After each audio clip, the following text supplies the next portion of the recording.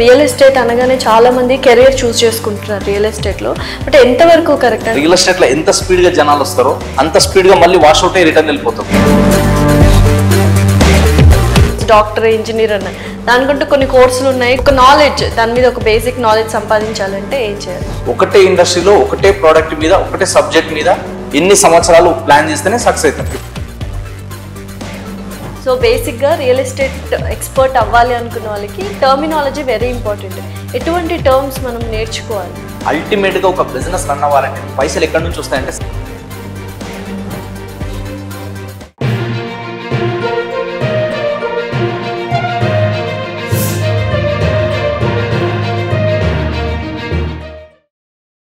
Hi, hello, నమస్తే, welcome to our channel. ప్రస్తుతం స్టూడియోలో మనతో పాటు ఉన్న రియల్ ఎస్టేట్ ఎక్స్పర్ట్ సంజయ్ గారు. నమస్కారం సంజయ్ గారు, ఎలా ఉన్నారు? Super madam. సో నేను కూడా చాలా బాగున్నాను. సో రియల్ ఎస్టేట్ అనగానే చాలా మంది కెరియర్ చూస్ చేసుకుంటున్నారు రియల్ ఎస్టేట్లో. బట్ ఎంతవరకు కరెక్ట్? అంటే ఒక రియల్ ఎస్టేట్ని కెరియర్గా చూస్ చేసుకోవచ్చు, చూస్ చేసుకుంటే ఎంత సీరియస్గా దాన్ని తీసుకోవాలి? సో రియల్ ఎస్టేట్ ని కెరియర్ గా చూస్ చేసుకోవడం అనేది వండర్ఫుల్ థింగ్. కానీ చూస్ చేసుకునే ముందు ఏంటంటే మనం ఎందుకు వస్తున్నాము, వై రియల్ ఎస్టేట్ అని చూడాలి. అంటే డబ్బు సంపాదించడం ఒక్కటే కాదు, డబ్బులు అనేది ఈ రోజున్న సిచ్యువేషన్ లో ఎనీ ప్రొఫెషన్ లో మనం డబ్బు సంపాదించవచ్చు. డబ్బు సంపాదించడానికి ఆప్షన్ ఉంది, ఆపర్చునిటీస్ ఉన్నాయి, ప్రతి ప్రొఫెషన్ లో ఉన్నాయి.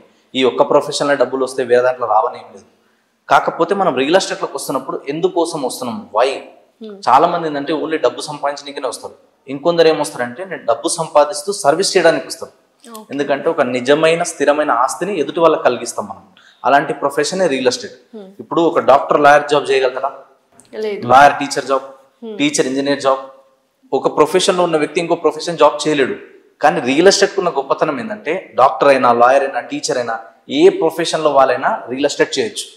సో దీంట్లో వాళ్ళకి నాలెడ్జ్ లేకపోయినా, స్కిల్స్ లేకపోయినా, టాలెంట్ లేకపోయినా, సర్కిల్ లేకపోయినా, ఏం రాకపోయినా కూడా వచ్చిన తర్వాత కొన్ని రోజులు దీని మీద ట్రైనింగ్ తీసుకొని నాలెడ్జ్ తీసుకోగలిగితే ఎవరైనా రియల్ ఎస్టేట్ చేయొచ్చు. సో ఎవరు ట్రైనింగ్ ఇస్తారు, ఏంటి? సో రియల్ ఎస్టేట్ లో ఇప్పుడు చాలా మంది ఉన్నారు, మేము కూడా ట్రైనింగ్స్ ఇస్తాం. సో మేము ఏంటంటే సెలెక్టివ్ పీపుల్ కి, లిమిటెడ్ పీపుల్ కి ట్రైనింగ్ ఇస్తాం. ఎందుకంటే అందరూ ఉత్సాహంలో తొందరపడి ఊపులో వచ్చేస్తారు. కానీ రియల్ ఎస్టేట్ లో ఎంత స్పీడ్ గా జనాలు వస్తారో అంత స్పీడ్ గా మళ్ళీ వాష్ అవుట్ అయ్యి రిటర్న్ వెళ్ళిపోతారు. ఎందుకంటే ఇది పేషెన్స్ గేమ్ అన్నమాట. ఎందుకంటే ఇప్పుడు జాబ్ ఎలా ఉంటది, ఎవ్రీ మంత్ మనకి ఇన్కమ్ కనిపిస్తూ ఉంటది. కానీ బిజినెస్ లో అలా ఉండదు. ఒక బిజినెస్ లో ఎలా ఉంటది అంటే 3 years, 5 years, 10 years విజన్ తో పనిచేస్తారు. వాళ్ళకు ఒక మంత్ హై రావచ్చు, ఒక మంత్ లో ఉండొచ్చు.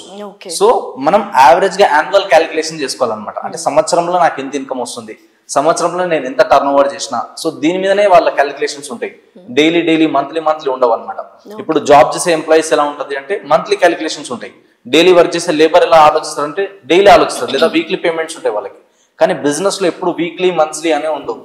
ఇయర్ మొత్తంలో క్యాలిక్యులేషన్ చేసుకుంటే మనం యావరేజ్గా ఎంత సంపాదిస్తున్నాము, ఒక సంవత్సరంలో ఎంత వస్తుంది మనకి, దాన్ని డివైడ్ చేసుకుంటే మనకు అర్థమైపోతుంది. సో ఓవరాల్గా అంటే అందులో ప్రావీణ్యం సాధించాలి అంటే ఎన్ని డేస్ కృషి చేయాలంటే టైం పీరియడ్ ఎంత ఉండాలి? ఇప్పుడు ఫర్ ఎగ్జాంపుల్ ఒక కోర్స్ డాక్టర్, ఇంజనీర్ అన్న దానికంటూ కొన్ని కోర్సులు ఉన్నాయి, కొన్ని ఇయర్స్ ఉన్నాయి. అలాగే రియల్ ఎస్టేట్లో పరిపూర్ణంగా ఒక నాలెడ్జ్ సంపాదించాలి అంటే అట్లీస్ట్ ఎక్స్పీరియన్స్ కాకపోయినా ఒక నాలెడ్జ్, దాని మీద ఒక బేసిక్ నాలెడ్జ్ సంపాదించాలంటే ఏం చేయాలి? సో రియల్ ఎస్టేట్ లో బేసిక్స్ ఎక్కడైనా సరే మనం బేసిక్ నేర్చుకోవాలంటే మినిమం 3 months టైం పడుతుంది. 90 days. 90 days నుంచి 6 months వరకు లర్నింగ్ పీరియడ్ ఉంటుంది. 3 to 6 months లర్నింగ్ పీరియడ్ ఉంటుంది. సో దాంట్లో ఏమవుతుంది అంటే మీరు నెంబర్ ఆఫ్ పీపుల్ని కలుస్తారు, కొత్త ఎక్స్పీరియన్స్. ఎందుకంటే ఇది లక్షలలో, కోట్లలో మనం చేసే మాటలు కాబట్టి, బిజినెస్ కాబట్టి, లక్షల కోట్లు సంపాదించే వాళ్ళు లేదా లక్షల కోట్లు ఇన్వెస్ట్మెంట్ చేసే వాళ్ళు 100 రకాల క్వశ్చన్స్ అడుగుతారు. వాళ్ళ రిక్వైర్మెంట్స్ ఏమున్నాయి, సో వాళ్ళతో ఎలా డీలింగ్స్ చేయాలి, వాళ్ళతో కొత్త పరిచయాలు ఎలా పెంచుకోవాలి, సేల్స్ ఎలా చేయాలి, ఎట్లా ప్రమోట్ చేయాలి, ఇవన్నీ బేసిక్ నేర్చుకోవడానికి 3 to 6 months పడుతుంది. కానీ దాంట్లో మాస్టర్ అవ్వాలి, ఆరితేరాలంటే minimum 5 years any profession.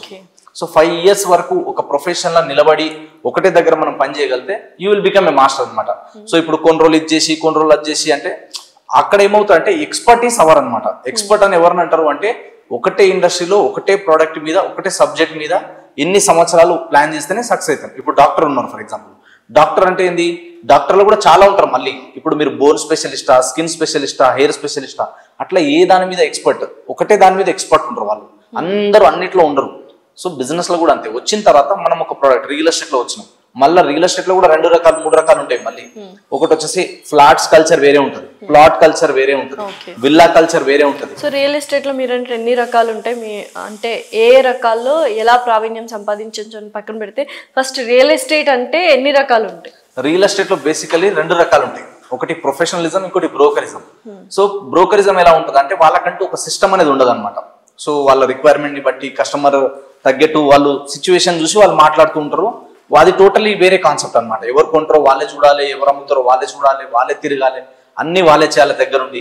Commission percentage కూడా టోటల్ డిఫరెంట్ ఉంటుంది అనమాట. 1%, కోటి కన్నా ఎబో ఉంటే 1%, కోటి రూపాయల కంటే బిలో ఉంటే 2% కమిషన్ ఉంటుంది జనరల్ గా మార్కెట్ లో వచ్చేది. అదే ప్రొఫెషనల్ కి వస్తే ఏమవుతుంది అంటే ఇక్కడ అలా ఉండదు అనమాట. ఇక్కడ టోటలీ డిఫరెంట్ ఉంటుంది.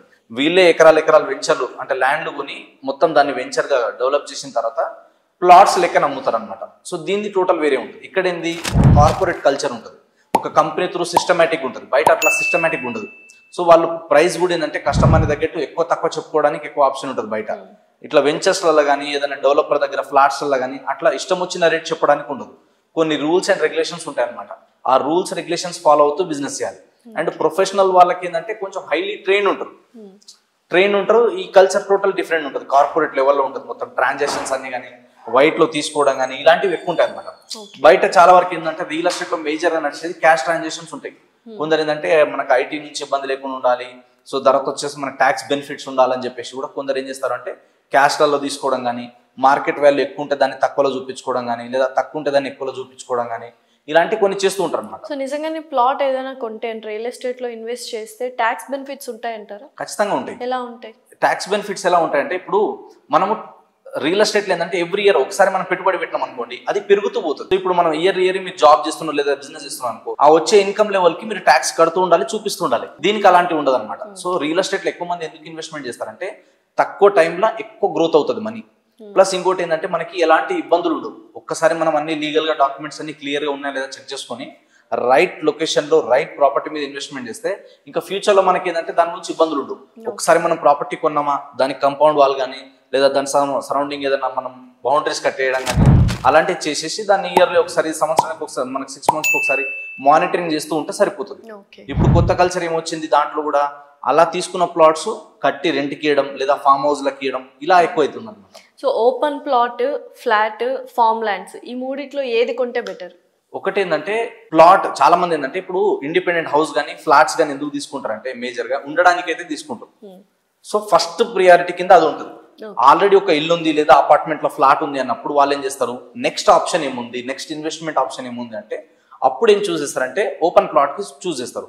ప్లాట్స్ ఎందుకు అంటే కంపేర్ టు మనం ఏదైతే ఫార్మ్ ల్యాండ్స్ ఉందో ప్లాట్ కి రెసిడెన్షియల్ వాల్యూస్ అనేది ఎక్కువ పెరుగుతుంది ఎప్పుడైనా సరే. సో రెసిడెన్షియల్ వైపు ఎక్కువ వస్తారు. దీని తర్వాత నెక్స్ట్ వచ్చేసిందంటే ఫార్మ్ హౌస్, ఫార్మ్ ల్యాండ్స్ అనేది. ఫార్మ్ ల్యాండ్స్ లో ఎలా ఉంటుందంటే కొంటే ఎకరాలు కొంటేనే అది బెనిఫిట్. లేదు అంతంత అమౌంట్ మనం పెట్టలేము, ఆల్రెడీ మనకు ఒక ఇల్లు ఉంది, ఆల్రెడీ ఒక ప్లాట్ ఉంది, సో దీని నుంచి ఏదైనా ఆల్టర్నేట్గా ఇన్కమ్ సోర్స్ క్రియేట్ చేయడం కోసం కానీ లేదా మనం ఎప్పుడైనా ఫ్యూచర్లో ఒక ఆర్గానిక్ ఫార్మింగ్ చేసుకోవడం కానీ అట్లాంటి వాటి కోసం ఇప్పుడు మినిమం 5 గుంటలు 10 గుంటలు అలా తీసుకునే వాళ్ళు ఉంటారు అనమాట. సో మన రిక్వైర్మెంట్ తగ్గట్టు మనం ప్లాన్ చేసుకోవాలి. ఇప్పుడు మనకి రిటర్న్ ఆన్ ఇన్వెస్ట్మెంట్ ఫాస్ట్ ఉండాలి, ఎక్కువ రిటర్న్ రావాలంటే కనుక ప్లాట్స్లో ఎక్కువ ఉంటుంది compare to farm lands. Farm lands ఎందుకంటే ప్రైస్ కూడా తక్కువ ఉంటుంది దానికి. దాంట్లో ఏంటంటే అప్రూవల్స్, టెక్నికల్ అప్రూవల్స్ పెద్దగా ఏముండవు.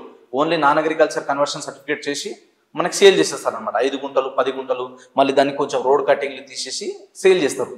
కానీ మనకి ఓపెన్ ప్లాట్స్కి వచ్చేసరికి ఏమవుతుంది, డిటిసిపి కానీ హెచ్ఎండిఏలో కానీ మనం తీసుకున్నప్పుడు దానికి ఎల్పి నెంబర్ అనేది ఉంటుంది. సో ఎల్పి నెంబర్తో పాటు మనకి ఏముంటుంది, రెరా సర్టిఫికేట్ ఉంటుంది కంపల్సరీ.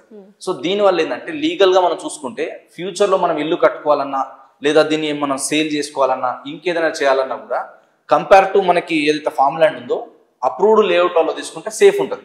ప్లస్ దీంట్లో మెంబర్షిప్ బెనిఫిట్స్ కానీ దీంట్లో ఇచ్చే రోడ్లు, ఎలక్ట్రిసిటీ, డ్రైనేజ్, తర్వాత మెయింటెనెన్స్ కానివ్వండి, క్లబ్ బెనిఫిట్స్ కానివ్వండి, ఇవన్నీ ఓపెన్ ప్లాట్స్లో ఎక్కువ ఉంటాయి అనమాట. ఇది ఒక గేటెడ్ కమ్యూనిటీ లా ఉంటుంది. తొందరగా ఉండడానికి, రెసిడెన్షియల్ గా గ్రోత్ అవడానికి ఎక్కువ స్కోప్ ఉంటుంది అనమాట. అది ఫార్మ్ ల్యాండ్ లో అవన్నీ ఉండవు కాబట్టి కొంచెం తక్కువ ఉంటుంది. సో బేసిక్గా రియల్ ఎస్టేట్ ఎక్స్పర్ట్ అవ్వాలి అనుకున్న వాళ్ళకి టర్మినాలజీ వెరీ ఇంపార్టెంట్. ఎటువంటి టర్మ్స్ మనం నేర్చుకోవాలి? ఫస్ట్ ఇంపార్టెంట్ ఏంటంటే సేల్స్ చేయడం నేర్చుకోవాలి. సేల్స్ చేయడం అంటే not only real estate, any profession అయినా సరే పనికి వచ్చేది సేల్స్. అల్టిమేట్ గా ఒక బిజినెస్ రన్ అవ్వాలంటే పైసలు ఎక్కడి నుంచి వస్తాయంటే సేల్స్ నుంచి వస్తాయి. సో అందరు మేజర్ ఫోకస్ సేల్స్ మీద ఉంటుంది. సో సెల్లింగ్ స్కిల్స్ అనేది చాలా ఇంపార్టెంట్ అనమాట. సెల్లింగ్ స్కిల్స్ ఒకటి, నెగోషియేషన్ స్కిల్స్ ఒకటి, కమ్యూనికేషన్ స్కిల్స్ ఒకటి, ప్రజెంటేషన్ స్కిల్స్ ఒకటి. సో ఇవి మనం బేసిక్స్ అనమాట నేర్చుకోవాల్సింది. తర్వాత పీపుల్ హ్యాండ్లింగ్, పీపుల్ మేనేజ్మెంట్, ఇవి నేర్చుకోవాలి కంపల్సరీ. ఎందుకంటే మనం బిజినెస్ చేస్తున్నప్పుడు ఏంటంటే మనం బిజినెస్ అన్నప్పుడు పీపుల్తో పని చేస్తున్నాం కాబట్టి పీపుల్ మేనేజ్మెంట్ స్కిల్స్ ఉండాలి, వాళ్ళని కన్విన్స్ చేసే స్కిల్స్ ఉండాలి. సో వాళ్ళతో మనం ఎట్లా ఫర్దర్గా మూవ్ అవ్వాలి, ముందు వీళ్ళ నుంచి బిజినెస్ ఎట్లా తీసుకురావాలి, ఎలా మనం మార్కెట్లో నెక్స్ట్ లెవెల్కి వెళ్ళాలి అన్నది. సో పీపుల్ మేనేజ్మెంట్ అనేది చాలా ఇంపార్టెంట్.